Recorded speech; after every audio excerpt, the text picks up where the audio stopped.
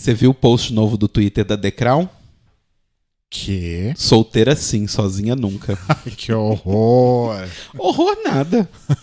O marido dela era rico, a família dele destruiu a Grécia, uma das destruições da história da Grécia. E ele era um nazista do caralho. Então foda-se, tem mais é que se fuder mesmo. Como se não bastasse tudo isso. Né? Ele ainda era o Matt Smith, aqueles. Ai, que horror. Acho que essa é a pior parte, realmente. Bom, depois de 2 semanas, né? Ai, sim.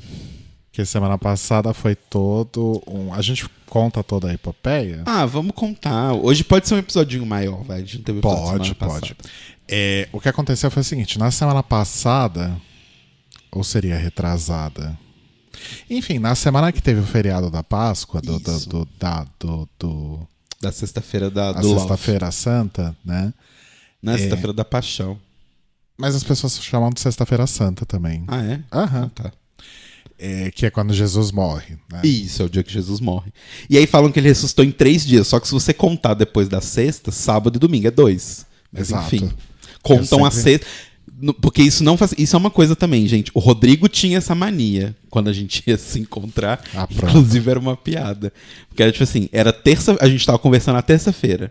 E a gente ia se ver na sexta-feira, no sábado. Só que ele não contava a terça e não contava o sábado. Uhum. Aí ele falava, ai, faltam só 3 dias pra gente se ver. Eu falei, não. Sim, porque a terça já acabou, né? Você tem que contar ou o dia que você tá, e aí você não conta o dia que chega, ou o dia que chega e não conta o que você tá. Mas olha só, é que a terça, que era o dia onde a gente já estava vivendo a terça, então não contava. O sábado a gente já ia estar se vendo, então não conta também. Então eram 3 dias. Então.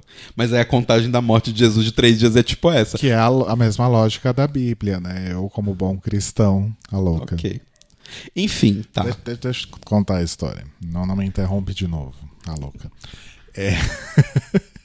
Então, a semana desse feriado aí, pra mim foi uma semana muito boa, porque aqui em São Paulo a gente teve aquela coisa de antecipar feriados por conta da pandemia, né?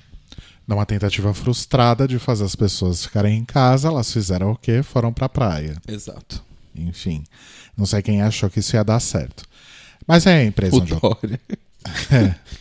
a empresa onde eu trabalho, ela optou por antecipar alguns feriados apenas, né? Porque muitos clientes não iam antecipar, então antecipou só 2. Então, naquela semana, eu trabalhei só na segunda e na quarta. Terça, quinta e sexta foram feriados para mim. Aí na terça foi ótimo, porque eu acordei tarde, cuidei aqui de umas tarefinhas domésticas, depois fui estudar. E na quinta eu fiz algumas coisas de faxina que a gente não fazia há muito tempo. E nisso tudo, todos esses dias, o Telo estava trabalhando. Né? Porque a minha empresa não pegou os feriados adiantados. Isso. Aí na quinta eu acordei e fui limpar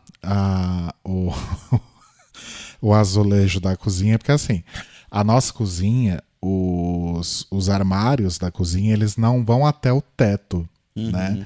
Eles vão até uma determinada altura, e aí tem um espaço de azulejo, né, na parede, entre o fim do armário e o teto. E a gente não limpava aquele espaço desde março de 2020, que foi a última vez que Gisele, nossa maravilhosa colaboradora que vinha aqui limpar a casa, né? Ela tinha sido a última pessoa que tinha feito isso e foi no começo da pandemia, quando ela parou de vir, né? Ou seja, o negócio estava marrom. Exato. E aí eu fui lá, peguei a escada, fui limpar, o Pesto ficou me ajudando, ficava subindo na escada, enfim, o Pesto tá muito colaborativo. Sim. Quem viu o Instagram do Telo essa semana viu um story, né? Que eu tava lavando louça e o Pesto sentadinho na bancada olhando. Porque ele ama. Vigiando. Ele ama coisas que tem água corrente. Ele fica fascinado, ele fica olhando aquilo de uma forma assim, fascinado. Aí eu limpei esse espaço, aí esses azulejos, e aproveitei também que eu tava com a escada e que eu tava lá em cima, e limpei em cima do armário, dos armários também da cozinha. Tipo, o pano saiu num estado que eu joguei fora, né? Não tinha nem como lavar aquele pano mais. E aí depois eu fui arrumar a estante da sala, dos livros e DVDs e afins, que fazia tempo também que a gente não tirava as coisas de lá pra limpar, né? A gente sempre limpa por cima, né? A gente passa um espanador e passa um pano ali na parte que sobra, digamos assim, né? A gente não tira as coisas de lá pra limpar, de fato, a prateleira toda. E aí eu fiz isso, dei uma reorganizada nas coisas também, enfim. E aí nesse meio tempo, isso era a quinta, né? A gente almoçou e a gente comeu Cup Noodles. Isso. Que o Telo tinha comprado no mercadinho aqui embaixo. E a gente já tinha comido também na terça ou na quarta, não? Na terça, eu acho. Né? Enfim, mas assim, eu sei que, tipo, nesse dia eu já acordei meio esquisito, porque eu acordei completamente sem fome. Tipo, acordei, aí eu fiz um café. Ah, você já tinha acordado ruim? Eu achei que você tinha ficado ruim. Não, eu não acordei ruim. Eu acordei, tipo, sem fome. Sabe quando você acorda zero fome? Tanto que eu fiz o café, porque eu acordei primeiro e tal, eu fiz o café.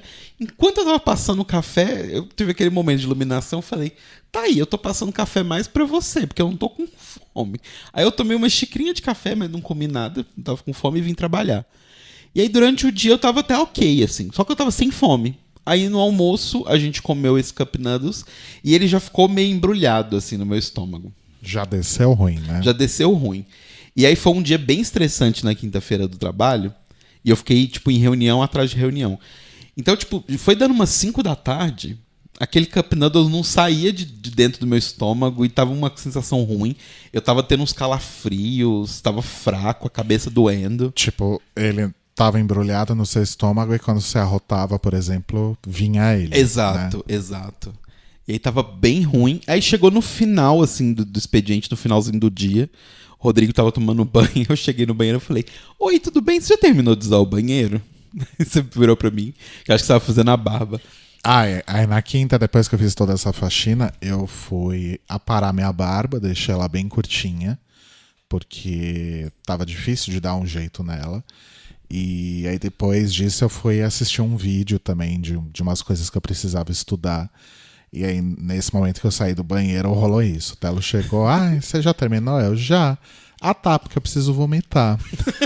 Você me dá licença que eu preciso vomitar. E aí eu tentei, mas não ia. Aí foi tudo, eu fiz o triatlo, né, o famoso triatlo, que é quando você faz xixi, tem diarreia e vomita ao mesmo tempo, foi ótimo. E fiquei todo cagado. E aí, tipo, quinta-feira à noite, eu já tava muito mal. Tipo, eu tava tendo calafrio, eu tava sentindo muito frio, eu tava meio febril. E aí a gente já tava, né, nesse momento, né, 2021, eu falei, pronto, tô com Covid. Pois é. Aí o que aconteceu? Na sexta, que foi o feriado de fato original e foi feriado pro Telo também, ele acordou todo cagado, com febre, aí eu dei dipirona pra ele e tal. E aí ele ficou na cama. Acho que a gente nem chegou a tomar café da manhã. Chegou a tomar café da manhã bem simplesinho, assim, né? Eu comi bolacha só. Eu fui no mercado, comprei bolacha de água e sal, essas coisas que... eu virei paulista mesmo, né? Eu tô falando bolacha. Que pessoas com diarreia comem, né? E aí o Telo foi deitar, né? Se cobriu, tal, tava com febre. E o que me deixou um pouco mais tranquilo em relação a essa coisa da Covid é que eu não tava sentindo nada. E assim, a gente tá em contato direto 24 horas por dia. A gente dorme na mesma cama, a gente troca fluidos, enfim. Então, se um pegar, o outro automaticamente pegou. O outro vai pegar também. E eu não tava sentindo absolutamente nada até aquele momento. Aí veio uma coisa que eu não te contei. Não tava sentindo nada. E aí foi no mercado, eu comprei essas coisinhas, acho que a gente comeu, e aí a gente foi na farmácia, lembra? Foi. Pra ver se fazia um PCR. Isso. Aí, mas assim, mas ao mesmo tempo que, tipo assim, a gente tava com medo, eu tava... Mas não fez o PCR. A gente não fez o PCR no fim das contas. Porque, tipo, passou muito rápido. E até onde eu sei, assim, até onde a gente viu, os sintomas, eles duram um tempo grande, pelo menos, né? Tipo, uma semana e tal. E o que me tranquilizou também, além de eu não estar sentindo nada, é que a sua febre não passava de 37,5. Sim. E pelo que eu li, a febre da Covid é sempre 38 pra cima. Exato. E eu não perdi sabor das coisas, eu tava sentindo cheiro. Olfato, E é que o que eu não te falei, que eu tô falando agora, e que eu não quis falar no dia, e depois também passou, não falei nada. Eu comecei a me sentir meio mal de garganta, de nariz, sabe? Eu falei, não deve ser nada, não vou falar nada, senão ele vai ficar mais noiado do que ele já tá. E aí o que aconteceu? Como nessa sexta ele tava mal e a gente não sabia se ia melhorar ou não, eu falei, fica aí dormindo de boas que eu faço a faxina sozinho. Que a gente já tinha planejado de fazer a faxina na sexta pra ter o sábado livre. Né? E aí ele até falou, você não quer esperar até amanhã, se eu tiver melhor amanhã, a gente faz junto? Eu falei, não, eu prefiro seguir o plano original, já ficar livre disso. Não planejei nada mesmo pra hoje, então eu faço aqui sozinho, fica tranquilo. Aí eu comecei fui fazendo a faxina sozinho, e aí eu comecei, tipo, 2 da tarde, terminei 8 da noite, que foi mais ou menos a hora que o Telo levantou da cama e falou, tô começando a me sentir um pouco melhor, né? Sim. E aí, como eu tava acabado da faxina e ele ainda não tava se sentindo bem, a gente falou, bom, nem vamos gravar essa semana, então fica pra semana que vem. Sim. Até porque a gente estava fazendo algo durante a semana passada que a gente não tinha terminado, Exato. mas já terminamos e a gente queria muito falar sobre isso aqui. Exato. Né? Mas aí, no fim das contas, no sábado mesmo, você já acordou super bem. No sábado eu já acordei bem, acordei sem febre. Tipo, tava com um pouquinho de resfriado, assim, de nariz e tal, mas realmente nada das outras coisas, sabe? E a diarreia foi passando. Então, tipo, eu falei, bom, se foi Covid, né? Passou, assim, você foi assintomático, basicamente, e os meus sintomas foram fraquíssimos, então... Eu duvido que tenha sido Covid, Mo. Eu acho que foi alguma virosezinha que bateu mais forte em você, porque talvez o Cup Noodles não bateu bem, ou você já estava debilitado de alguma outra coisa. Mas isso é uma coisa que eu tenho observado.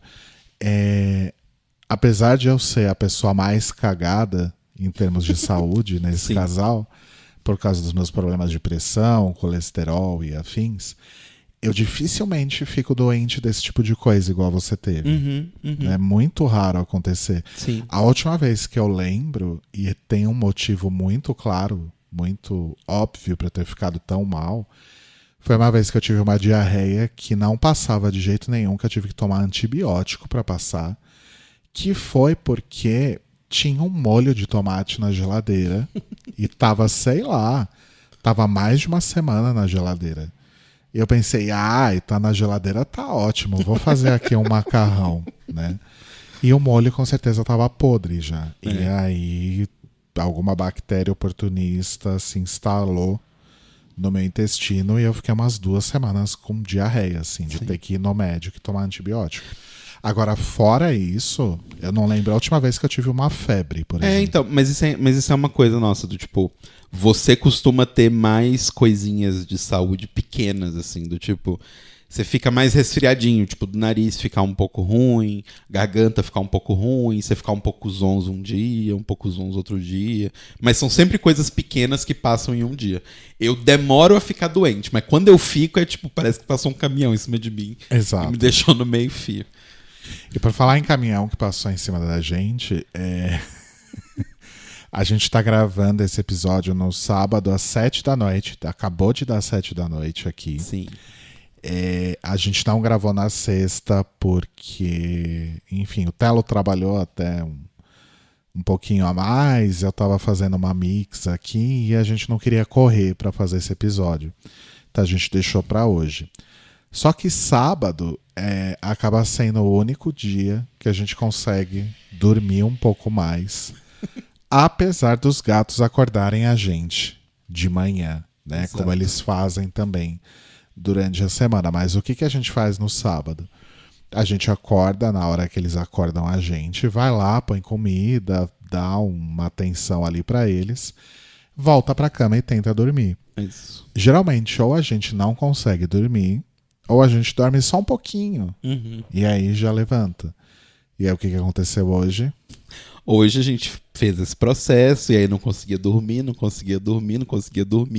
Aí era tipo umas 10h30. A gente já tava quase naquele ponto do tipo, ok, vamos assumir pra gente mesmo que a gente não vai conseguir dormir mais. Até porque o vizinho filho da puta Sim. do andar de cima, resolveu que seria legal usar uma furadeira e bater uns pregos às 9 da manhã. De um sábado. Sábado, enfim.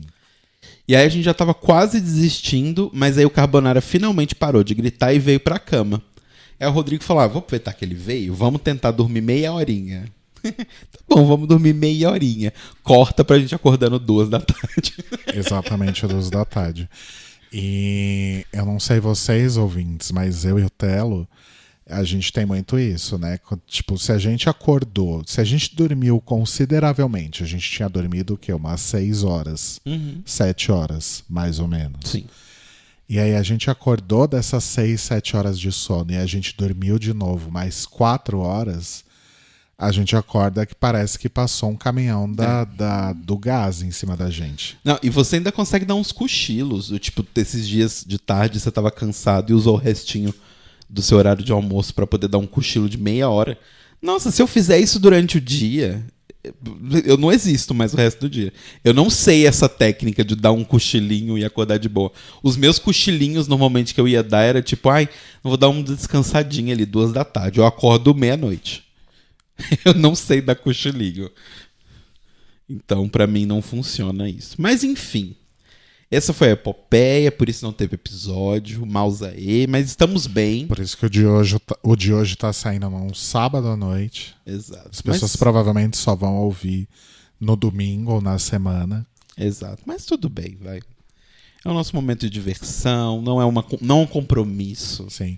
A gente até pensou como compensação, por esse atraso e tudo mais, pela falta do episódio na semana passada, a gente até pensou em fazer, sei lá, uma live no Instagram. Mas primeiro que teve aqueles fiascos, né, das lives na Twitch, que apareceu tipo 3 pessoas. E aí e também a gente tá cagado demais pra fazer uma live no dia de hoje. A gente tá muito destruído. Exato.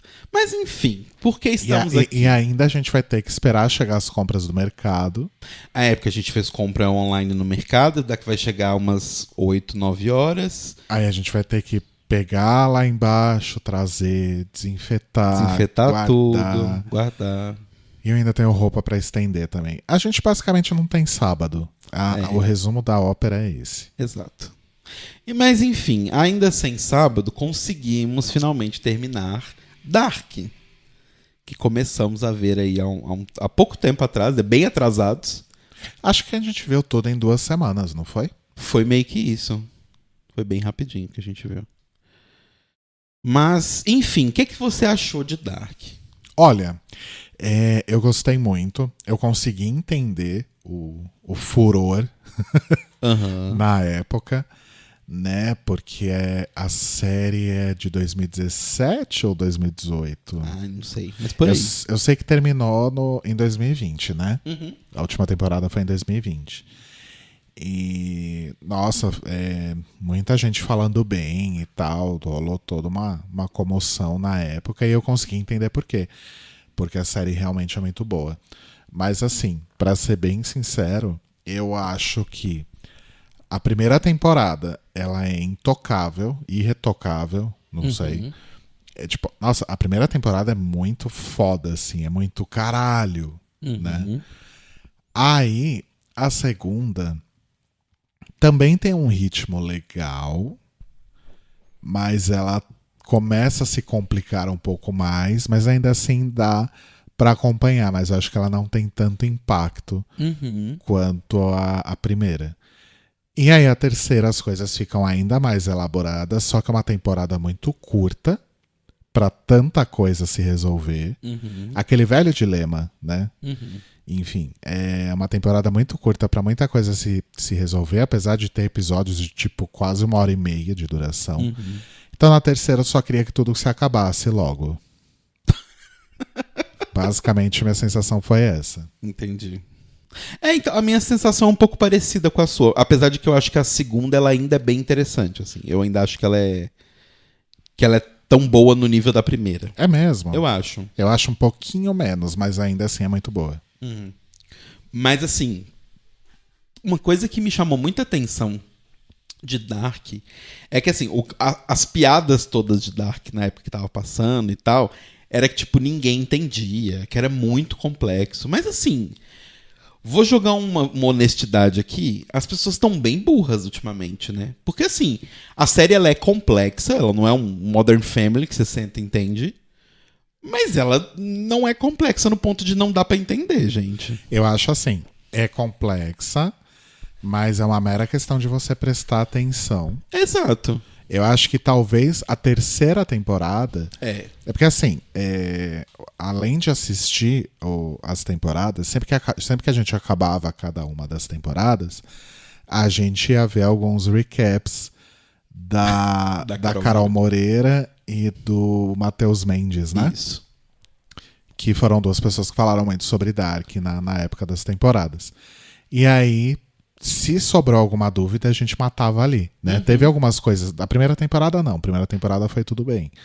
A segunda teve uma coisinha ou outra que esses vídeos me ajudaram a falar... Ah, ok, agora entendi. Mas a terceira, realmente, mesmo prestando muita atenção, eu acho que ficou muita coisa... Não ficou nada solto. Eu não acho que é uma ficou série... coisas soltas, eu acho. Você acha? Acho. Enfim, a gente falar disso melhor. Mas pra mim, nada que era muito importante ficou muito solto. Mas a forma como as coisas aconteceram e foram sendo explicadas foi muito corrido por causa do tamanho da temporada. E isso causou uma certa confusão. Entendeu? Depois de ver esses vídeos, o que pra mim tinha parecido ponta solta se resolveu. Mas pra você aparentemente não. É porque na verdade não é uma ponta solta necessariamente. Eu acho que é tipo, coisas que, se eles já tinham tudo tão planejadinho, porque no trailer da segunda temporada dá a entender que tudo tá bem planejado. Tipo, eles sabiam que iam ser 3 temporadas, né? Então, tipo, teoricamente era uma coisa muito amarradinha. Só que, por exemplo, pra uma coisa muito amarradinha, tem uns plots que pra mim estão completamente perdidos. Do tipo, o plot da Bernadette. Tá completamente solto e perdido. Então, mas é que o plot da Bernadette não era nem secundário, né? Mas o lance é o seguinte: o que me irrita dessas séries de mistério é você ficar empurrando que isso aqui é o mistério, e aí no final das contas isso não tem importância nenhuma, sabe? Sei lá, eu achei que é um tempo perdido de tela que podia ser feito pra poder justamente outras coisas que foram corridas não serem tão corridas. Entendi. Mas pra mim, a Bernadette... O lance lá do policial, o Clausen, da segunda temporada. O do olho? Não, o outro policial. Ah, aquele que... né? O negócio do irmão. Ele foi esquecido no churrasco, tipo, né? Aquilo não tem absolutamente nada a ver com nada. Ele foi muito esquecido no churrasco. Exato. Outro plot também que foi completamente... Basicamente ele morreu no apocalipse e é isso. E né? é isso. Outro plot também que foi abandonado do nada. O Boris ter fingido que é o Alexander. Tipo, por quê? Ah, porque ele fez um negócio, aí ele fala pro Bartosz, tipo, não foi de propósito, foi um acidente. Aparentemente ele matou alguém, né? Tá, mas assim, e aí? Foi tipo 2 temporadas desse mistério pra na terceira virar, é só isso. Tipo, entendi. Gente, pra que vocês ficaram alimentando isso então, sabe? A mesma coisa, o personagem que aparece na terceira temporada, que é o filho da Marta e do Jonas, né? Exato. Enfim, parecia um personagem assim super importante e pelo canon, né, pela história, ele realmente era muito importante, mas dentro da narrativa não, né? Dentro da narrativa ele é nada. Ele é tipo, ele é literalmente um plot device. Ele é um personagem que ele é um plot device pra fazer o que o roteirista quer. Sabe? E ele também. Meio, tipo, E ele também, depois que eles chamam, né, a Carol pelo menos chama ele de infinito, né, porque ele não tem nome. E aí lá na árvore genealógica ele é definido... Ele é o símbolo do infinito. É o símbolo do infinito, porque ele é a junção dos dois mundos, né, o mundo da Marta e o mundo do Jonas. Isso. E daí ele aparece, faz algumas coisas, faz algumas movimentações ali. E aí depois ele... E é sempre 3, né? Porque é um de cada tempo. É o criança, o de meia idade e o idoso. E eles estão sempre os 3 juntos. E isso é muito legal. Sim. Né? Quando ele com aparece, a mesma roupa, inclusive. Quando ele aparece, tipo, isso é muito legal. Só que aí depois eles vão lá, encontram a Marta, né? Reencontram a Marta, que é a mãe deles. Só que eles reencontram ela jovem, ela ainda tá grávida deles, né? Aí vão lá, dão um abraço e não aparecem mais. Essas coisas pra mim que eu fiquei meio, tipo... Não sei se precisava, sabe? Eu acho que eles colocaram pra dar uma engordada, porque tem um problema sempre na série de mistério, que é o lance de você alimentar uma coisa e aí você precisa entregar uma coisa à altura do que você alimentou. Lost sofreu um pouco disso, né? Do tipo, eles precisavam inflar demais as soluções, porque se eles dessem soluções simples, as pessoas vão ficar putas, porque eles inflaram o negócio durante 5 anos. Aí na 6ª temporada é uma explicação mega simples, todo mundo ia ficar tipo, que bosta. E algumas pessoas ainda ficaram assim, né? Do tipo, todo aquele lance lá do Said, por exemplo, Said possuído e tal, e tudo mais. Então, tipo... Nossa, nem me lembrei do site possuído. Então. E eu acho que é um pouco tarde demais pra gente avisar vocês que a gente vai falar, de fato, tudo sobre a série. Né? Não. Então, quem não viu já pegou uns spoilers. Não, mas assim, ainda que a gente tenha dado alguns spoilers aqui, eu ainda acho que é interessante, assim. Obviamente, se você quer assistir a série, é melhor você parar por aqui. A gente não vai nem tentar contar, porque é um pouco difícil. Mas assim, enfim... Vá lá assistir. Contar a história é bem difícil. Mas uma coisa que sempre me falavam, e assim, eu sempre tinha ouvido sobre Dark, é que tinha um contexto místico bem grande em Dark. E tem assim, umas coisas. Tem um lance da triqueta, tem um lance do Trimegistus, né? Tava aquela tatuagem do Noah? Sim. Ela é a Tábula Esmeralda. Tábula? Não sei. Tábua. Deve ser tábula, né? Acho que é tábula. Tábula Esmeralda, que é do Hermes Trimegisto, que é tipo um texto que ele fala sobre a criação do mundo de uma forma mágica e tal. E aí tem todas as coisas meio magísticas, assim. Só que eu achei um pouco forçado a galera que colocou muitos conceitos místicos, assim. Porque tem uma coisa que acontece em misticismo, principalmente ocidental, que é a famosa martelada hermética. Que isso? Porque os hermetistas eram pessoas que meio que achavam que todas as correntes de magia e de religião é tudo a mesma coisa. Então, do tipo... se eu falo, sei lá, do tipo... porque a Babilônia... Tô chutando aqui, tá? Mas sei lá, a Babilônia tem o deus do mal e o deus do bem. Ou, não, sei lá, melhor ainda. Vamos pegar, sei lá, Zoroastrismo. Que tem o Demiurgo, que é o deus do mal, que é o deus do Velho Testamento, e o deus legal, que é o deus do Novo Testamento. É o bem e o mal. Aí as pessoas já vão lá e encaixam tudo que é dualista como se fosse a mesma coisa. Então é yin yang também, porque também é uma coisa dupla. Tudo que é duplo, martela junto na mesma coisa. Sabe? Então, essa coisa do 3. Não, porque... é passado, presente e futuro. É mente, corpo e espírito. É Pai, Filho e Espírito Santo. Começa a martelar as coisas para encaixar uma na outra. E são coisas que são triplas, mas não necessariamente elas são a mesma coisa. Entendi. Isso é a famosa martelada hermética. Mas... E eu achei bizarro porque, assim... a própria série meio que dá uma abandonada nesse conceito do triplo, que é muito forte no começo da série, e começa a trabalhar com dualidade o tempo todo. Tanto que tem o lance do o Adam é a luz e a Eva são as sombras. Adão e Eva, a luz. Tinha o lance do bracelete da Iana também, que era uma cobra. Que tem toda a coisa do Samael, né, do Lúcifer tentando a Eva. Aquele bracelete não serviu pra nada também. Não. Então, assim, eu acho que tem muita coisa ali que eu acho que não tá sendo usada como símbolo, está sendo usada como ícone. Você sabe a diferença entre essas coisas? Eu aprendi na faculdade, mas eu não lembro mais. Então, porque assim, você tem ícone, índice e símbolo. Isso. Porque o símbolo, ele é realmente uma coisa que simboliza uma ideia. É um A que simboliza um B, que é uma outra coisa. Então, sei lá, você tem a maçã, que é um símbolo, por exemplo, de pecado. Você tem, sei lá, o semáforo vermelho, que é um símbolo que você tem que parar, é isso? Ou isso já então, aí já é um... Aí, já é um índice. Isso, aí já é um índice. Que é, pra você fazer a frase boa, que é a dica que eu aprendi, o índice, ele indica. Tá. Ele é extremamente direto. Isso indica isso. Então, o semáforo vermelho indica parar. Que você tem que parar. Isso. Ok. O símbolo, ele simboliza, obviamente. Né? Então, tipo, essa coisa simboliza um outrem, uma ideia outrem que não está contida nesse objeto. Então, seria, tipo, vermelho indica negativo. Exato. Não, mas isso já é índice também. Não, seria um símbolo. Seria um porque símbolo. ele é uma ideia mais geral. Tá. E o ícone, na verdade, talvez o vermelho seja, na verdade, um ícone. Porque o ícone, ele iconiza, que ele pega aquela ideia e ele simplifica.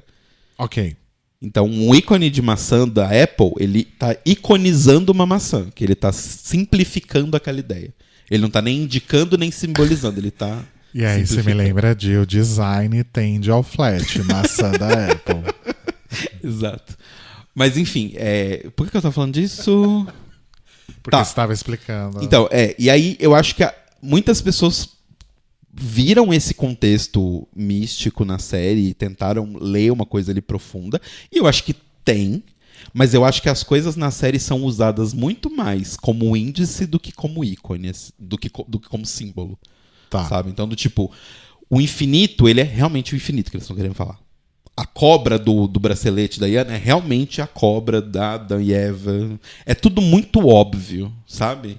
Do tipo, a triqueta também, que é tipo o passado, o presente e o futuro coexistindo e tal. Então, do tipo, eu acho que eles são bem, bem óbvios, assim. Não tem uma coisa muito, meu Deus, profunda, um significado profundo. Por isso que eu não vejo necessariamente uma coisa muito, sei lá, profunda nessa análise mística que se pode fazer de Dark, assim, sabe? E eu acho que a série, ela varia muito no significado místico que ela quer dar, de acordo com o plot. Por isso que eu tô falando, tipo, num momento que eles precisam, tudo é dual. No momento em que eles não precisam, tudo é tríplice. Sabe? Fica muito variando entre essas duas coisas. E aí eu fiquei tipo, ok, tá. Não sei se as pessoas estão lendo demais aqui, sabe? Eu acho que talvez seja mais uma inspiração como referência do que o significado oculto. Entendi. Concordo super. Mas enfim, eu também gostei da série, assim. Eu acho que quando ela insere o lance de dimensões paralelas, não precisava. Então, o meu grande problema é justamente esse, porque a complexidade vai evoluindo ao longo das temporadas. E talvez por isso que eu acho que a primeira temporada ela é tão incrível, porque ela não é complexa, só que quando as coisas acontecem, você fica, caralho, sabe? Tipo, quando você descobre que o Mikkel, na verdade, é o Michael, que é o pai do Yona que se matou. E aí você vê que o Yona tá pegando a Marta, que na verdade é tia dele, né? E aí ele não pode, ele consegue viajar pra 86 e ele quer trazer o Mikkel de volta, mas aí um cara esquisito convence ele a não fazer isso, porque senão ele não vai nascer. E lá na frente você descobre que esse cara esquisito é ele mais velho. Então é muito impacto, sabe? Sim. São coisas simples de entender, mas que são muito impactantes. Aí no final, e assim, na primeira temporada eles só conseguem viajar no tempo usando o artefato ou na caverna, né? No buraco de minhoca que tem na caverna. E ainda assim, só existem duas possibilidades. Ou só existem 3 linhas temporais que eles podem ir, cada uma delas separada por 33 anos. Que também é a idade de Jesus Cristo. Ai, pronto. Martelada hermética. Enfim. E aí, no final dessa primeira temporada, então, o Jonas vai pro futuro pela primeira vez. Ele quebra essa limitação, né? Uhum.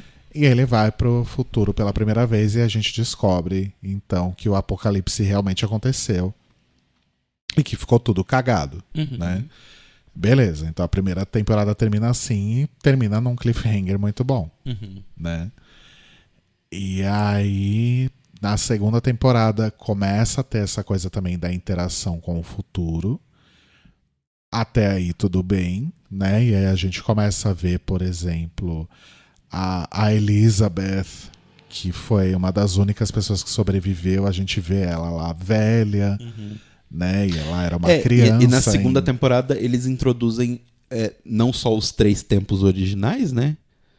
Mas eles também introduzem um tempo mais do futuro e um tempo mais do passado. Isso, que é 1921. Isso, né? 1921 e 1952. 52. Não. 2019 para 52. Ah, ok. Ou 53 se você estiver em 2020. Tem isso também, né? Porque conforme eles andam... O outro ano também anda. O outro ano também anda. Aí já começa a ficar um pouco difícil. Então, a distância entre eles é sempre 33 anos. Aí no final da terceira temporada, o Adam aparece como que do nada. E isso me irritava um pouco também, as pessoas meio que aparecendo que do nada. E aí você tinha que ficar rastreando aonde aquela pessoa estava, de onde ela veio, porque começa a ficar uma coisa tudo muito mágica, né? E começa... que não era assim na primeira temporada. E começa a perder a questão da regra. Porque o negócio te apresentou uma regra. Só que a partir do momento que ele te fala que mas é porque ela viajou no tempo e apareceu ali nesse momento. Então qualquer coisa pode acontecer. Que é a mesma coisa que acontecia com a Cláudia também, né? A Cláudia também se materializava nos lugares assim, do nada.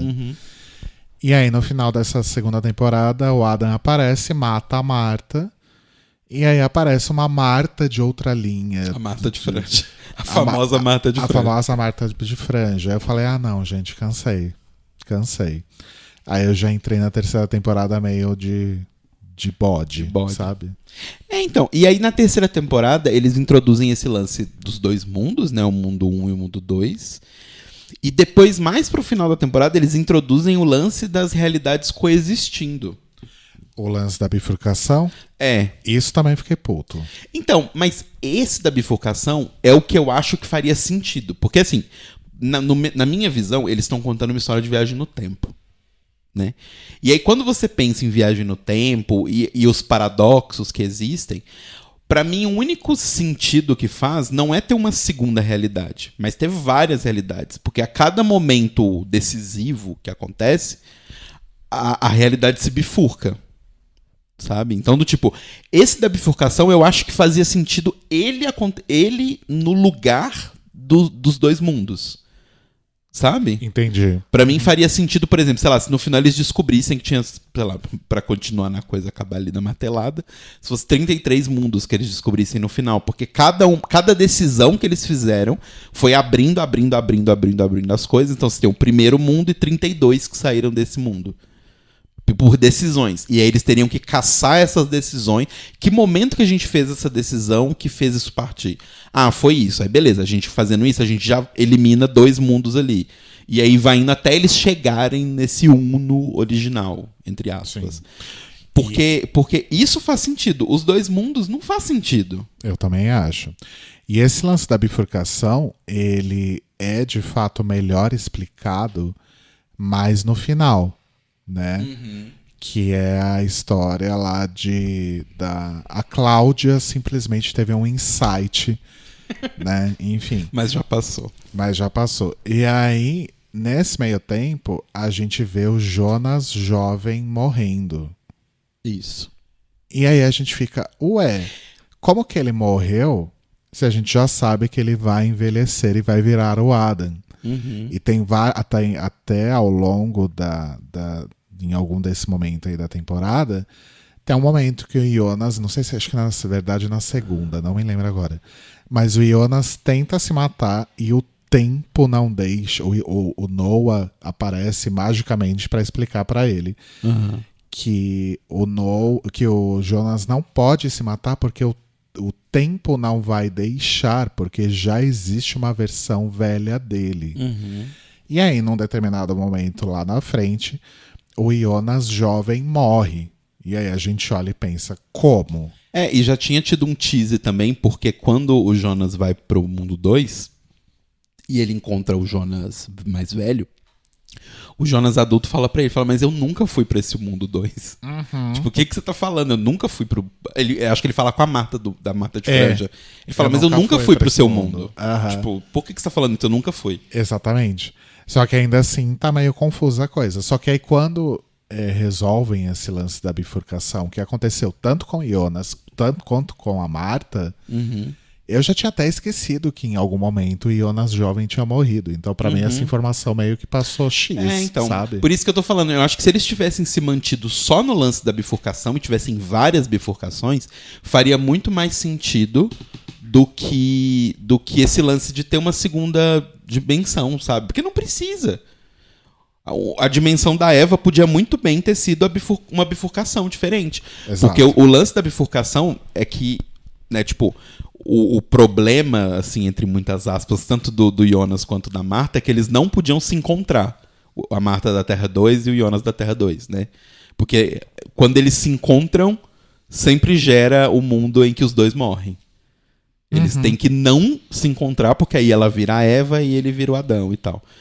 Só que, tipo, isso não precisaria de Terra 2, sabe? Seria muito mais facilmente resolvido com a bifurcação. E a bifurcação faz super sentido. Do tipo, por exemplo, esse momento que o Jonas tentou se matar. Em um mundo, ele não conseguiu se matar, porque ele não pode se matar, porque ele já existe mais velho. Em outro mundo, ele se matou, e aí nesse outro mundo não existe Adam. Entendeu? Pra mim faria muito mais sentido se eles fizessem assim. Porque se você pensar a forma como a série apresentou o tempo pra gente até então, era assim que funcionava. Sim. Né? Porque, por exemplo, você citou essa cena do Jonas vendo o Michael, o Mikkel criança. O outro Jonas podia muito bem virar pra ele e falar assim, você não vai conseguir resgatar ele. Porque você já existe. Se você já existe e vai resgatar ele, não tem como, entendeu? Porque você deixaria de existir. Então, porque assim, a série lida com paradoxo o tempo todo, mas o paradoxo dela ainda é um paradoxo controlado. Que é do tipo, as coisas são bizarras, do tipo, uma filha ser mãe da própria filha, mas ao mesmo tempo, elas são coisas cíclicas. Então, se você pensar que tá tudo acontecendo cíclico, funciona. Agora, uma coisa assim, do tipo, Jonas resgatar o Mikkel, não poderia acontecer porque quebra a coisa cíclica. Porque aí ele nunca teria nascido. Se ele nunca nasceu, como que ele salvou ele mesmo? Né? E aí depois tem um momento que a gente descobre que na verdade foi o próprio Jonas que fez o Mikkel voltar no tempo pra garantir que ele fosse existir. Exato. Né? Que é o que faz muito mais sentido.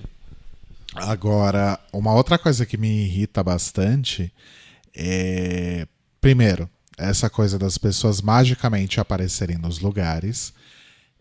Em determinados momentos, essas aparições elas são explicadas, acho que principalmente as da Cláudia e do Jonas.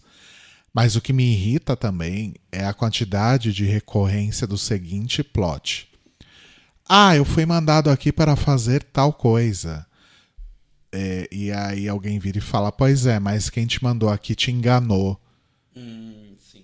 Isso acontece o tempo todo e é chato, do tipo, pegadinha do malandro, a gente te mandou aqui pra fazer isso, mas na verdade era aquilo. Até porque um diferencial que eu achei da série, que é um diferencial no geral pra séries de mistério, e que eu achei muito legal na primeira e até a metade da segunda, é que a maioria das pessoas da série não mente.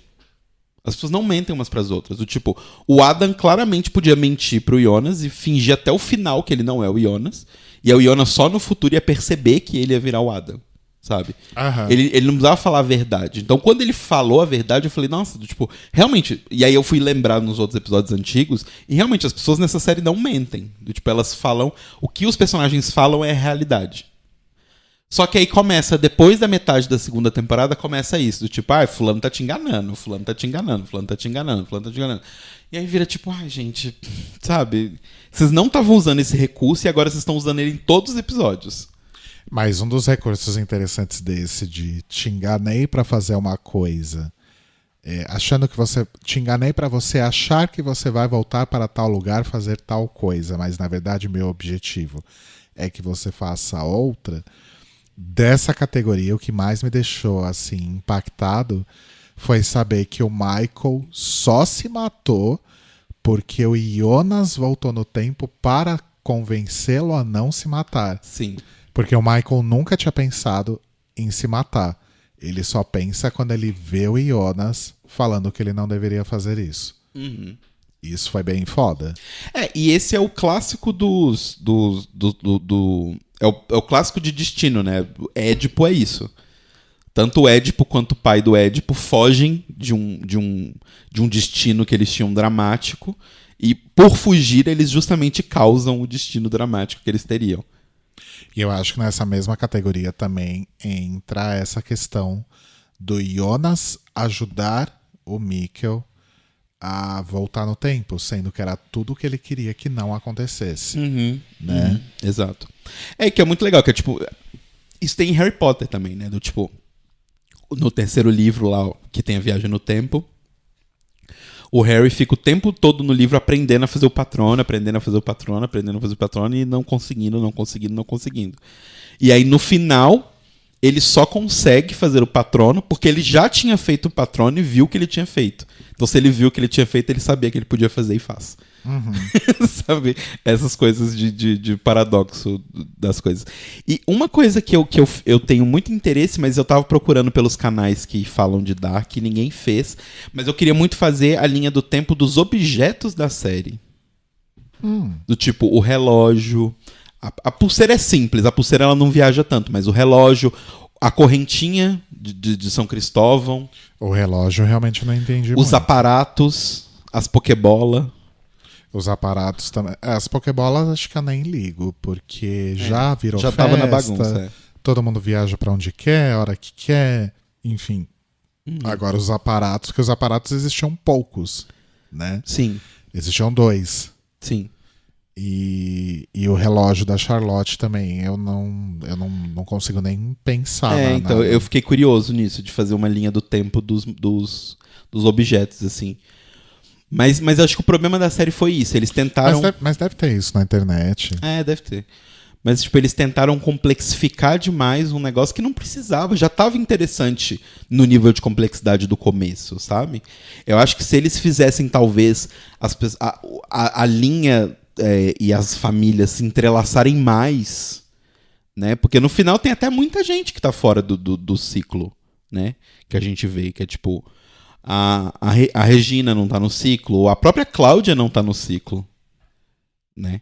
A Hannah não tá no ciclo, a Catarina e tal. Então isso eu acho que seria mais legal, assim, do tipo, eles trabalharem mais nessa primeira regra que eles apresentaram, ao invés de ficar enfiando mais regras. Isso eu acho que é no geral pra toda a série de mistério, né? Tipo, sei lá, Fringe. Porque Fringe é muito parecido com Dark em certos pontos, assim. Porque Fringe era o contrário. Fringe, desde o começo, era focado no lance de dimensões paralelas. E aí depois eles começam a mexer com o tempo. E tipo assim, gente, vocês já têm uma regra que funciona. Não enfia mais regra, sabe? Trabalha dentro da regra que vocês têm. Nossa, Fringe foi uma decepção as últimas temporadas, Sim, né? Fica muito ruim depois. E a primeira e a segunda, a terceira... Acho que a terceira também era boa, né? A quarta e a quinta, que foi um horror. Sim. Então, o problema sempre é isso dos mistérios. Eu sempre lembro de Battlestar Galactica também. Porque tem o lance, né, que é apresentado no começo da série, tipo, sei lá, segundo ou... Se eu não me engano, é no primeiro ou segundo episódio. Que é apresentado o lance de que os Cylons agora têm forma humana. E aí eles te falam que uma Cylon chama número 8 e a outra chama número 6. Aí você fala, ok, então existe uma contagem serial aí, então tem um número de Cylons, né? E aí, tipo, lá na terceira temporada, o plot todo da terceira temporada, ou é da quarta? Enfim, não lembro, mas mais pra frente. O plot é que tem 5 Cylons ainda que ninguém sabe quem são. E aí toda a coisa de descobrir quem são eles. Só que aí, tipo, eles fazem uma coisa tão do tipo, meu Deus, temos que descobrir. Que aí na hora que você descobre, você fica tipo, Entendi. Sabe? Tipo, ok.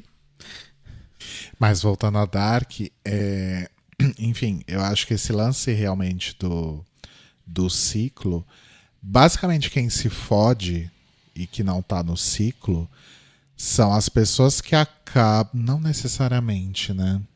Eu ia falar que são as pessoas que acabam se deslocando no seu tempo e criando famílias nesse tempo. Mas não faz sentido, porque a Hannah também criou família fora do tempo dela e ela não estava no ciclo, né? Não, ela não tá. O que eu acho estranho ela não estar. Porque basicamente... Porque a Cia e o Jonas estão no ciclo. Que são os filhos dela. Porque quem mais se fodeu no ciclo foi justamente a família Nielsen. O Ulrich, principalmente, da coitada. Nossa, o Ulrich só se fode. A história do Ulrich é muito triste, porque ele volta de 2019 para 1953 e ele fica preso lá, né? Porque ele tenta matar o Helge. Uhum. E aí ele é preso e aí ele envelhece no passado, né? Sim. E aí, em 86, que é quando ele era adolescente, na verdade, ele já está velho. Uhum. E a Caterina, que é a esposa dele, tinha viajado para tentar achar ele e o Mikkel. E ela vai tentar resgatá-lo, né, do hospício para que finalmente ele possa ir embora. Só que nesse meio tempo ela é assassinada pela própria mãe. Exato. Nossa, a história do Ulrich, aquela cena que os adolescentes voltaram para 86, porque o Bartosz levou os adolescentes, sim, né? Incluindo outros filhos do Ulrich. Levou eles para 86 para mostrar que realmente aquela máquina do tempo funcionava. E é justamente o momento que tá passando o carro de polícia que tá levando o Ulrich preso de novo. E ele vê o Magnus, ele vê a Marta, ele vê os outros filhos dele ali em 86, como eles eram. Imagina como essa pessoa não ficou completamente maluca, né? Exato. Exatamente. A história dele é a mais bizarra de todas, dá muita dó. Sim. Mas acho que é isso, assim, do tipo... Eu acho que a mais bizarra que é a história da Charlotte ser filha da filha dela. Sim. Nossa, e esse é bem, bem complexo. Bem complexo. Pois é. E tem umas coisas que eles nunca chegam a explicar direito, né? Por exemplo, o lance do pai da Regina, que a gente descobre que é o Bernard Doppler lá. Tipo, a gente sabe isso por uma foto que aparece ali na casa. Isso. E pela árvore genealógica. Mas assim, isso nunca é mostrado na série. Eu acho que esse tipo de coisa, sabe? Que é tipo uma coisinha tão pequena. Ou do tipo, aquele Tronte adulto que mata a Regina no futuro. Como que ele sobreviveu? Porque ele não tava no bunker. Pois é. Ele sobreviveu porque ele sobreviveu. É verdade, né? Tudo bem, sei lá, a Cláudia pode ter dado uma máquina pra ele e ele foi, mas tipo, eles podiam ter apresentado isso antes. Tivesse uma cena lá na primeira temporada da Cláudia dando um aparato pra ele, falando assim, você sabe o que você precisa fazer, né? E aí ela chorando, sei lá, ele falando, tipo, você tem certeza? Ela fala, não, vai ser necessário pra mim. E aí ela dá o aparato pra ele vai pro futuro, mata a Regina e volta. E aí, porque aí você completaria uma... Ah, tá, aquela informação lá do começo que eu achei que não era nada, é isso aqui. Mas nunca tem isso. Então, tipo, aquele Tronte, ele apareceu do nada. Sim. Basicamente o que a gente tem de informação que completa a primeira temporada, no final, é a história da Cláudia, basicamente, como que ela era aquela fodona que tava em qualquer lugar a toda hora, né? Isso é razoavelmente bem explicado. Sim, sim.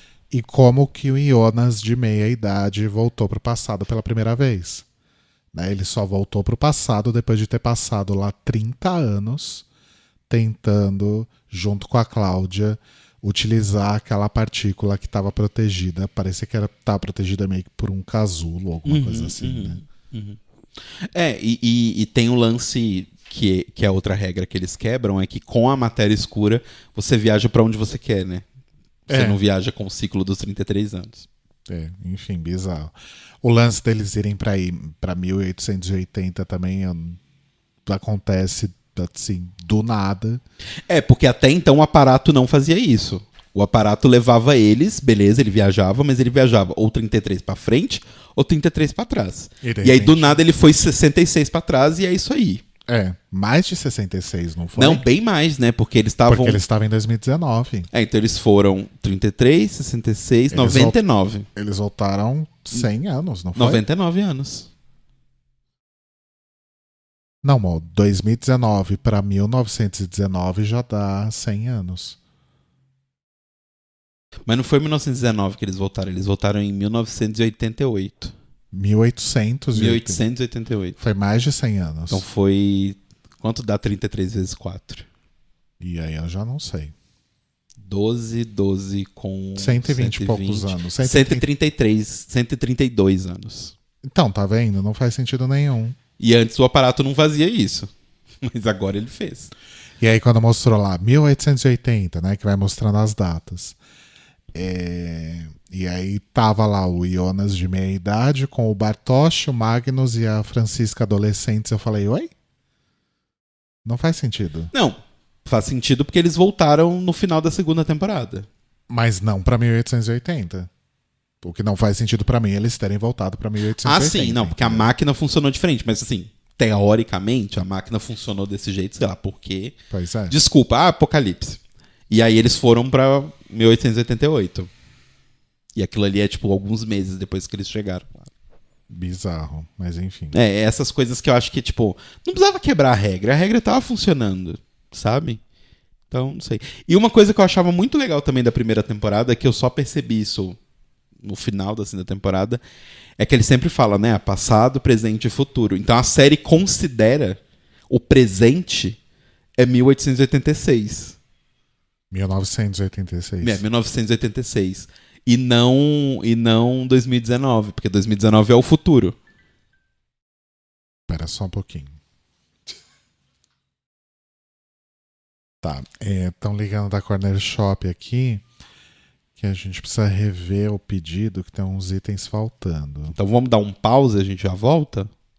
Ou a gente pode fazer isso aqui online, né? Não, coitada das pessoas, né? Não. Elas não são obrigadas. Tá, então vamos dar o pause. Voltamos. Ok, compras confirmadas. O que a gente tava falando? Eu me perdi completamente. A gente tá falando das regras que mudam. Mas, sei lá. Isso deixou meio triste com a série. Mas eu gostei, num geral, assim, eu gostei. Eu gostei muito. Eu gostei, eu achei muito boa. E outra coisa que eu achei muito legal é assistir uma série que não é em inglês. Sim. Tipo, eu acho que isso é sempre divertido e interessante. A gente assistiu em alemão mesmo. Com a abertura lá cantada pela Bjork. A gente ficava julgando que era a Bjork, mas a voz parecia mais a da... Como é que é o nome da garota? Karen alguma coisa. Que era do The Knife, do Fever Ray, enfim. Não lembro. Mas a gente ficava zoando a música da Bjork aí, na abertura.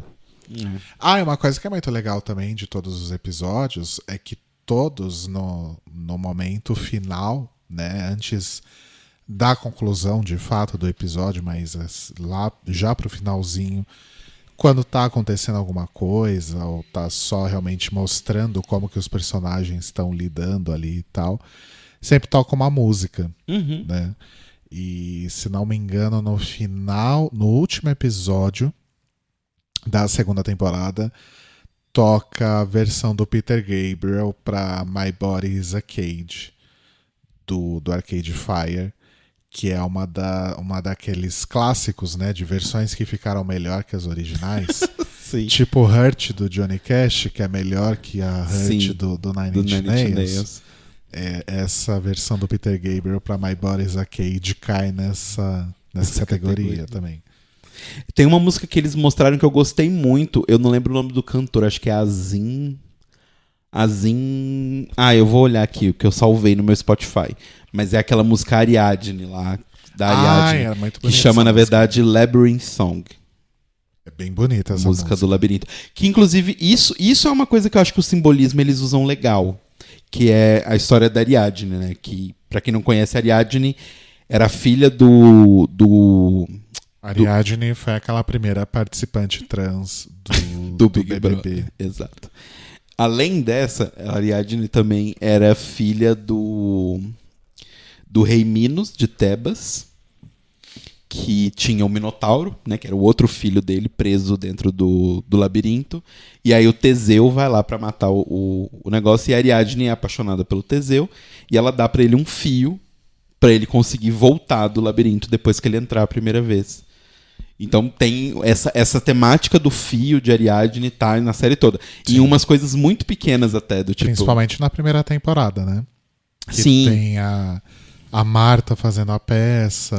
A Marta faz a peça da Ariadne. E nesse mesmo momento o Jonas tá na caverna pela primeira vez e aí ele acha um fio. Ele acha o fio, né, o fio lá. A editora do livro do Tannhaus chama Minotauro. Então tem várias dessas pequenas referências, assim. Você falou do Tannhaus, eu lembrei de uma coisa, mas pode falar. O moço que canta chama Asaf Avidan. É The Labyrinth Song. Legal. É muito boa essa música. Eu lembrei de uma outra coisa que também me incomodou um pouco. A solução, no fim das contas, né? Então a solução foi esse insight que a Cláudia teve que, na verdade, existe um outro mundo. E aí a gente descobre que, na verdade, esse outro mundo é o mundo original, de verdade. Uhum. Que aconteceu uma espécie de fissão nesse mundo que criou o mundo 1 do Jonas e o mundo 2 da Marta. Sim. Né? E aí, quando eles descobrem isso, vai lá Marta e Jonas para impedir que o acontecimento principal que gerou esse evento não acontecesse. Isso. Que o Tannhaus criou uma máquina para trazer de volta a vida. Não. Ele criou uma máquina do tempo. Eu entendi que era uma máquina para trazer de volta. Não. O que ele criou foi uma máquina do tempo. Ah, então eu entendi errado. Porque o lance todo não é só impedir o acontecimento em si, não é a morte do filho do Tannhaus. O acontecimento é ele inventar uma máquina do tempo. Porque a partir do momento que existe uma máquina do tempo, o paradoxo está permitido. Não, sim, mas o catalisador disso é a morte do filho. Sim. Foi isso que eu quis dizer. Ok, então ele constrói essa máquina para voltar no tempo e impedir que o filho dele morra. E aí descobrem isso, assim... Por motivos. Descobrem, because of reasons. Né? E aí a Marta e o Jonas vão lá de boa e impedem que isso aconteça de uma forma tão fácil que nunca foi fácil resolver nenhum dos outros intricamentos aí das outras linhas, desses dois outros mundos falsos, digamos assim. Nunca foi tão fácil resolver algo, né? E aí eles vão lá, resolvem isso assim, e aí os dois mundos desaparecem e fica só o mundo original. Sim. Se resolveu muito fácil. Sim. Então, eu acho que a resolução ela é muito com base nas regras da primeira temporada. Só que eles apresentaram tantas outras regras na segunda e na terceira que quando eles mostram a resolução final, parece simples. Porque ela é umas regras que a gente já tá acostumado, sabe? O que eu senti foi um pouco isso, assim. E pra mim, tipo, o lance da bifurcação, por isso que eu sempre falo, não precisava ter o mundo 1, mundo 2.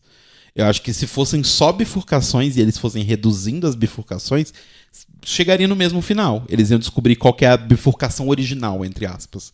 A bifurcação original é justamente a invenção da máquina do tempo. O que faz a máquina do tempo ser inventada? A família do Tannhaus morrer. Então é isso que eles precisam pedir. Era muito mais óbvio eles só tipo indo pra trás nas bifurcações do que ter Terra 1, Terra 2, a Adão, a Eva, a maçã, o pecado, Não, esse negócio de Adão e Eva foi completamente desnecessário. Exato. É muito, tipo, não precisa, sabe? Outra coisa que me irritou muito foi o episódio do Entretempo. Ai, te irritou? Porque é o episódio onde basicamente tudo pode acontecer. Né? Eles vão mostrar que é justamente quando se introduz toda essa história do Tannhaus e dessa máquina que ele quer criar e a morte do filho. Né? É introduzida nesse episódio. Que eles falam, né, do gato de Schrödinger e tudo mais. o episódio em si é legal. Só que é o episódio que abre margem pra agora a gente vai mostrar qualquer tempo que a gente quiser. Uhum. Então, eu acho legal usar esse negócio pra mostrar. Porque, assim, na teoria, muito na teoria, nós estamos presos em sempre viajar de 33 em 33 anos. Então, o Entretempo eu achei um episódio interessante porque ele tá te mostrando o que aconteceu nesses tempos que não tem 33 anos de... Né, o que aconteceu em cada um dos 33 ali. Só que o problema é que a regra de viajar 33 em 33 já tinha sido quebrada. Então eu entendo a sua revolta, porque eu acho que se esse episódio talvez tivesse vindo antes, do tipo, ele te explicar algumas coisas. Sabe? Por exemplo, o nascimento do Bartosz, ele aconteceu entre os 33 anos. Sabe? O nascimento do Jonas. Como foi esse momento do nascimento? Porque são coisas que a gente não vai ver, teoricamente, pela regra da série, a gente não vai ver nunca. Porque a série tá sempre presa nos 33 anos, então eles não mostraria. E aí o entretempo seria legal por conta disso. Mas essa regra já tinha ido pras cucuia, então... Não, e assim, e tem explicações que eles se preocuparam muito em dar e deixar muito claro que talvez pudesse ter sido mais rápido. Tipo a história da Cília, por exemplo. Uhum. Né? A gente já tinha visto ela no futuro, de repente ela sumiu. Aí a gente descobre que ela é filha da Hannah e que ela vai, né, ela vai casar com o Bartosz e vai ter o Noah e a Agnes. Não lembro o nome original do Noah agora. É Tomo. Acho que é isso. Vai ter o Noah e vai ter a Agnes. E aí a gente entende de onde vem Noah e Agnes. Na verdade, eles são filhos do Bartosz. E isso também é bem mind-blowing. Uhum. Mas leva muito tempo pra explicar isso. E já tinha ficado meio claro. Eu acho que às vezes eles tratam as pessoas às vezes como meio burras, assim, do tipo... Quando a Elizabeth e a Charlotte roubam a Charlotte bebê, já estava muito claro, porque o Tannhaus já tinha explicado, tipo, uns 2 episódios atrás, que a Elizabeth chegou pra ele, inclusive ele explica no entretempo, que ele fala, você chegou, eu cheguei na loja e 2 mulheres sujas me entregaram você, logo depois da morte do meu filho. Então, do tipo... Ok, a gente já entendeu que são as 2 que eu vou entregar. Não precisa ficar, sabe, mastigando e martelando. A gente já entendeu essa parte. Exato. Galera. Mas assim, de uma forma geral. E tem uma outra coisa que eu achei podre. Conta. Eles no túnel do tempo lá, o túnel de luz. O poltergeist, né? Nunca precisou. Sabe por que eu não gostei? Eu vou ser bem sincero, eu não gostei por conta dos efeitos visuais. Porque, assim, uma coisa que eu achei muito bonita sempre no começo da série é o lance que eles usam de espelho na abertura. Sim. Né? Isso tá desde o começo da série. Até por isso também que eu nem implico muito. Quer dizer, eu impliquei bastante. Mas, assim, eu até entendo o lance dos mundos paralelos, porque isso é uma estética que eles usam desde o primeiro episódio e na abertura do espelho e tal. Só que, assim, quando eles chegaram ali no buraco dos Sequimundos lá, e eles acharam a parede fechada, na minha cabeça de designer e que as pessoas que trabalham com produção visual, o que eu imaginei que ia acontecer? Quando o Tannhaus ligasse a máquina, que é logo ali em cima de onde eles estavam, ia tipo... imagina que você tá vendo a parede fechada. Uhum. E aí imagina que abrem 2 espelhos refletindo o caminho que você tá. Então é como se eles passassem ali e fosse tipo uma casa de espelho, tipo aquele Us... aquele filme Us? Do Jordan Peele. Isso, que tem aquela casa de espelhos, tipo aquele efeito, que você vê vários caminhos assim. Então, eu achei que visualmente seria assim. E aí aquele lugar limbo que eles estavam seria um lugar com várias passagens e vários reflexos deles mesmos. E eles não conseguiram. Porque assim, no final das contas, pra cena, seria igual. Eles podiam ver janelas pro mundo, pro passado deles, pro passado que não aconteceu, pro um futuro que não aconteceu. E eles estão se vendo, mas eles não estão se vendo, porque é só um reflexo no espelho. E aí eles tentam se achar ali naquele meio até que eles se acham. Não, e outra, nada a ver a Marta criancinha vendo Jonas no fundo do armário e vice-versa, sabe? Eles quiseram deixar uma coisa meio poética, do tipo, tava escrito que os 2 iam se encontrar. É a parte romântico-brega. Essa parte eu não me incomodo. Assim. Eu acho brega, mas eu não me incomodo. Eu realmente fiquei incomodado com o recurso visual que eles usaram. Porque eles já tinham uma solução visual muito mais bonita antes. E sabe uma coisa que eu acho que teria sido bem interessante, mas seria difícil, eu acho, de fazer, principalmente considerando o contexto primeira temporada e tal, né? Porque precisava introduzir a personagem e fazê-la ter realmente a importância que ela tinha. Mas eu acho que seria muito mais legal se da mesma forma que o Jonas não existe na Terra 2, a Marta não existisse na Terra 1. Sim. Aí essa coisa deles sentirem a falta um do outro seria muito mais bonita. Só que aí ficaria muito difícil explicar, porque assim, o Jonas é meio que o personagem principal. Né? Então seria muito difícil explicar para o espectador por que a Marta é tão importante se ela nunca tinha existido, né? Ela é de outra terra. Já foi difícil explicar por que o Jonas era importante para Marta 2. Sim. Né? Nunca foi convincente. Exato. Isso realmente é uma questão. Mas você estava falando, eu estava falando desse negócio dos espelhos e tal.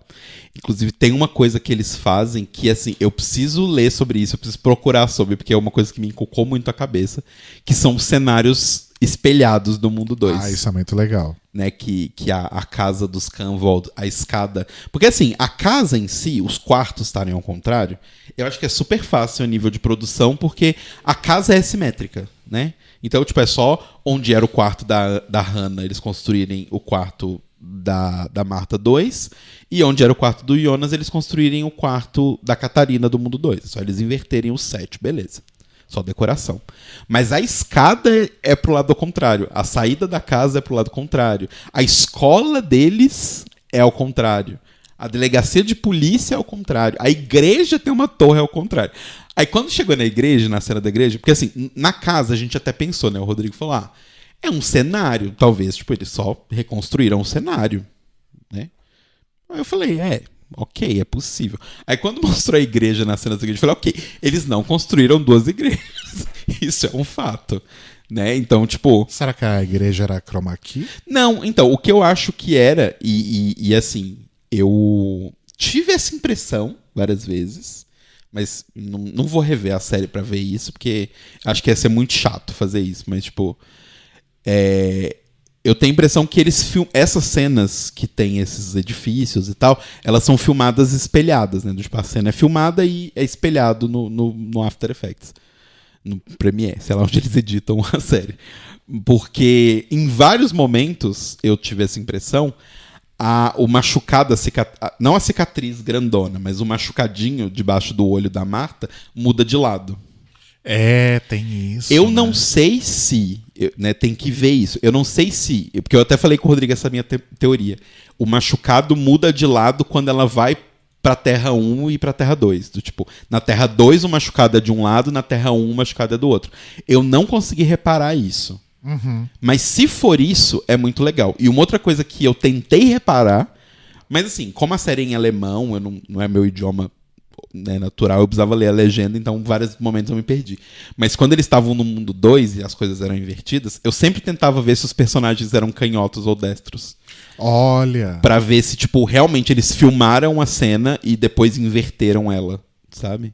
Mas, ainda assim, eu acho que eles tiveram um mega trabalho de produção mesmo pra fazer essas cenas, porque é o ângulo correto, então, tipo... Eles fazem de uma forma que o ângulo tá correto e, tipo, você não tem problema, porque, obviamente, a placa, se eles só pegassem o negócio e invertesse, a placa é escrito polícia, tá escrito ao contrário. Mas, assim, existe um trabalho todo de edição aí e tal, então eu acho que é, tipo, tudo muito bem feito. Eu só fiquei nessa dúvida da cicatriz, porque a cicatriz movia, isso eu sei. Agora, eu queria bater se ela sempre move quando a Marta muda de mundo ou não. Isso é uma coisa que eu queria ver. E um outro recurso, só rapidinho, de produção também, que eu achei muito legal na série, mas ele dá algumas escorregadinhas, assim, pequenas, mas eu acho que ele é muito bem feito mesmo assim, que é as trocas de cena.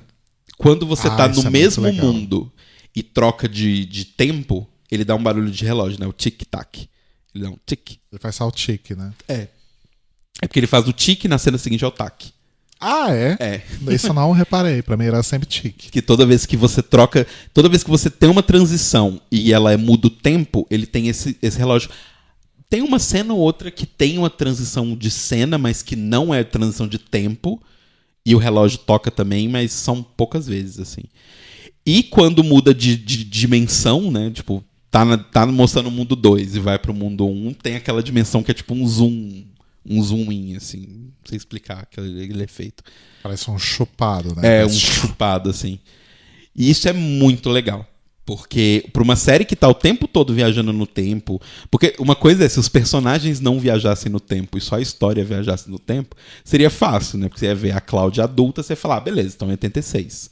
Mas como a própria Cláudia viaja pra vários tempos, mostrar o personagem não adianta nada. Uhum. Então eles mostrarem esse tique, falando, tipo, ó, não é o mesmo tempo que tava antes. Eu acho que também dá uma ajudada bem grande.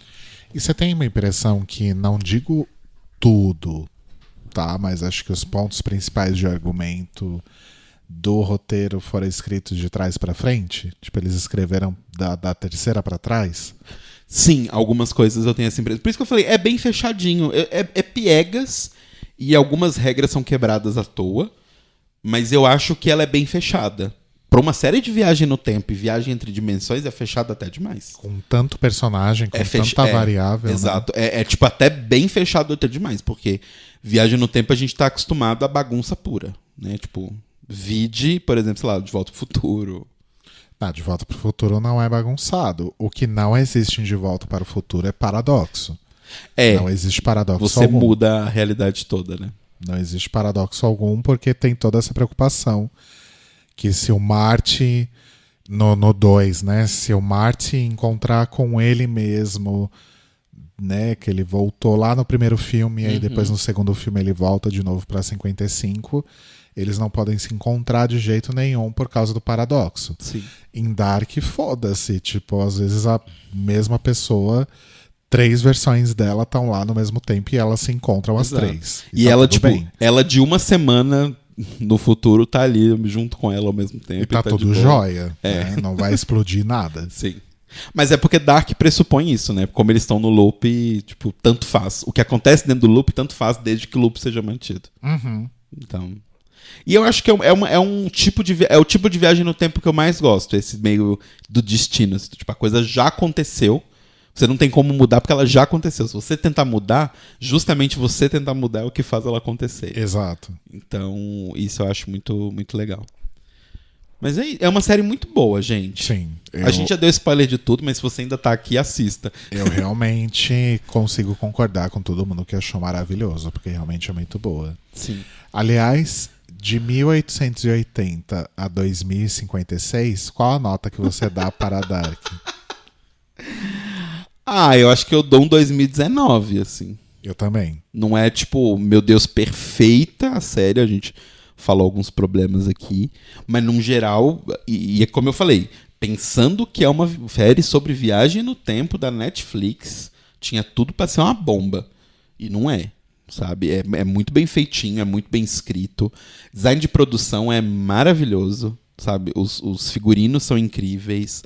As coisinhas, os detalhinhos que mudam de cada mundo pra cada mundo é muito legal. Então, pra mim é uma nota bem alta. Só não é perfeito, mas é uma nota bem alta. Também concordo. E chove o tempo todo. E chove o tempo todo. E as pessoas na Alemanha tomam chuva, né? Elas guarda-chuva? Foda-se. O que é um guarda-chuva? Outra coisa que me deixa curioso também é por que Winden, né? Que era uma cidadezinha de bosta. E por que tem uma usina nuclear numa cidadezinha tão de bosta assim? Mas porque você vai... Energia nuclear não era uma coisa 100% segura. Principalmente depois de tudo que aconteceu ali nos anos 70, 60 e tal. Então, dos testes nucleares... E Chernobyl também. Chernobyl é depois. Mas assim, nos anos 60 e anos 70... Beleza, estamos pesquisando para fazer energia elétrica. A usina é construída em 50 e pouco, não é isso? Exato, porque tipo assim... não, vamos fazer energia elétrica. Mas a principal função da energia atômica naquela época era a Guerra Fria, né? As pessoas precisam fazer bombas. Uhum. E aí você não vai fazer uma usina nuclear que pode explodir a qualquer segundo no centro de Berlim. Você vai construir naquele buraco ali que não tem ninguém. Aquela cidadezinha de merda, né?